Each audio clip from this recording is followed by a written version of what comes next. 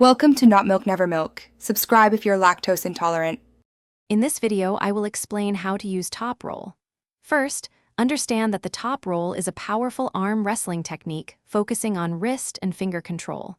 Begin by setting your grip high on your opponent's hand, aiming for their fingertips. Ensure your thumb is tucked and your wrist is slightly cupped.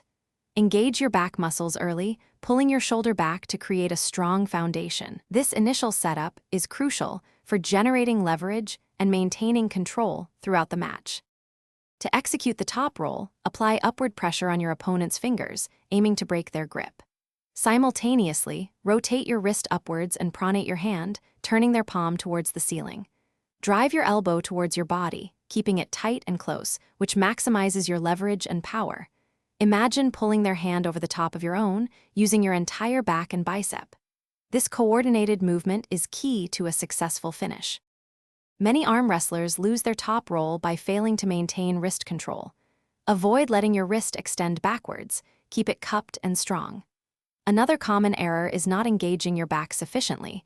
Remember to pull with your entire body, not just your arm. Practice maintaining a firm, consistent grip for the duration of the match, even when under immense pressure. Correcting these 2 or 3 key mistakes will significantly improve your technique. Once you've mastered the basics, integrate the top roll with other techniques, like a side pressure hook, for a versatile attack. Develop explosive power through specific training exercises, focusing on wrist pronation and back strength.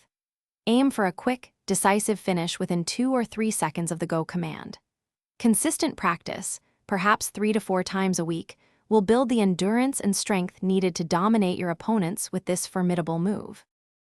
Thanks for watching. If this was helpful, leave a like and consider subscribing. See you next time.